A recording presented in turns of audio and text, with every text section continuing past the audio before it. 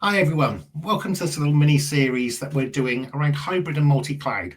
My name's Liam Godwin, I'm the Principal Cloud Evangelist at Cloud Direct. I'm joined by John Moore. Hi John, do you want to introduce yourself? Yeah, hi Leon, good to see you, everyone. So Jonathan Moore, an Azure Pre-Sales Architect here at Cloud Direct. Been here for about 4 years, but I've been working in these types of roles for the last sort of 10, 15 years. Excellent, thank you. So I suppose we better start off with the most simple thing. What is hybrid and multi-cloud? Yeah, it's a great question.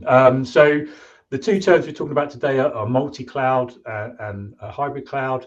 And the way we define those are multi-cloud is a kind of combination of different cloud computing services from different providers. So that could be multiple public clouds, so AWS and Azure. It could be also private cloud vendors. So if you've got a specialist partner that hosts a load of workloads for you and you use it alongside a public cloud, we'd refer to that as multi-cloud. The second term, the second term is Azure hybrid. Is hybrid cloud. From a hybrid point of view, we're talking about having something like an on-prem infrastructure, so a private cloud, in combination with a public cloud. And this is something that I see pretty much every customer that I speak to this day has the hybrid setup, perhaps more than I'm seeing more of the multi-cloud, and there's some good reasons for that. So would that be sort of the organizations that might have some sort of VMware or Hyper-V either in their own offices in a comms room somewhere or maybe in a data center somewhere?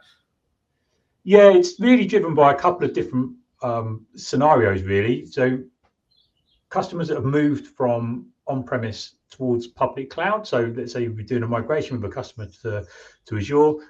There may well be some workloads that need to stay on-prem, that make sense to stay on-prem, and really don't benefit from moving to the clouds. The customer may be in that scenario.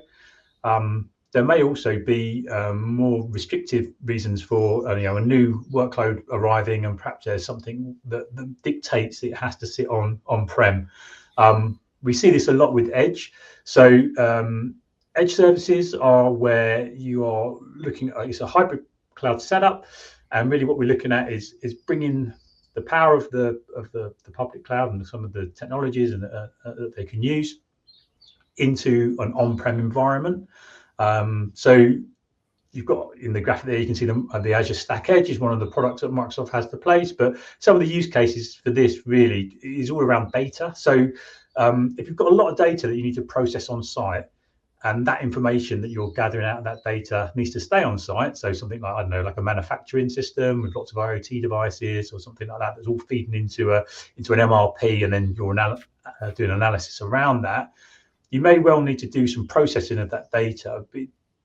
It can be quite expensive to send it all the way up to the cloud and then bring it all back down again. Also, depending on where your sites are, you might not have fantastic connectivity back to be able to do that in a timely manner. So what you can do is have an edge device or a multiple edge devices sitting within that environment. They can do all the processing of that data. You have the information and the analysis straight away in the MRP. You can make decisions about what's happening with that environment, and you still can at some point push data up that you need to. But yeah, much more of a kind of an edge use case really is kind of where it comes from. Okay, and you've kind of touched on kind of my next question, which is why, and you kind of touched on some of the reasons why, but why more expansively are organizations looking at strategies around multi-cloud and hybrid cloud? What are their motivators? Yeah, so we've already kind of, I guess, touched on some of the edge use cases and why people are doing that on-premise. From a multi-cloud point of view, it's something that may be required by a business. There could be a number of reasons for this. So something like a merger and acquisition. So you could be bringing in another company that has historically been with one public cloud vendor. You're another public cloud vendor. There's a lot of technical difficulty in kind of bringing everyone across, or certainly happening over an extended period. At that point, you may well choose to run in a multi-cloud scenario where you're running it across two different public clouds. Another reason where you might choose to go into a multi-cloud environment where, rather than being kind of forced upon you, you may well have a recommendation that, different cloud vendors are better at doing different things.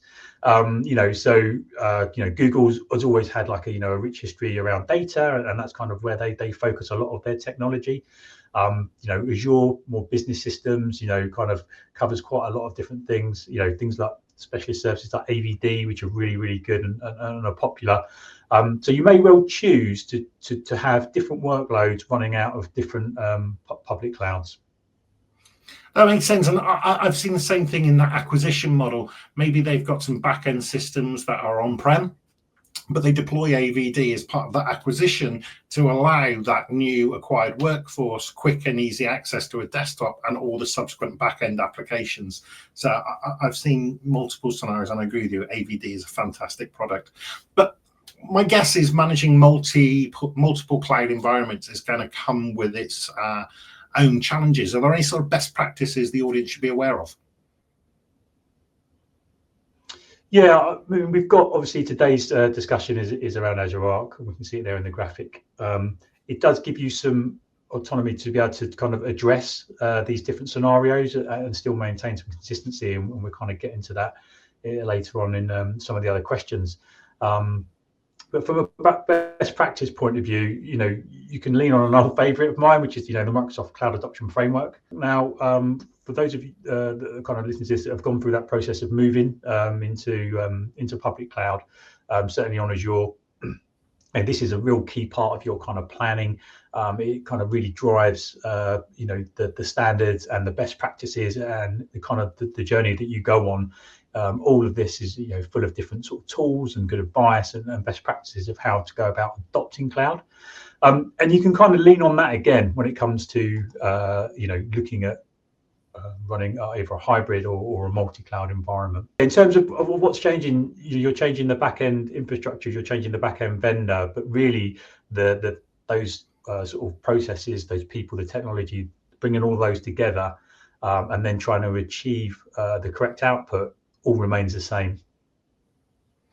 Okay, I like that because that's useful. I think for this first episode as a sort of introduction to that sort of public and private cloud, we sort of covered off what it is and those kind of best practice approaches.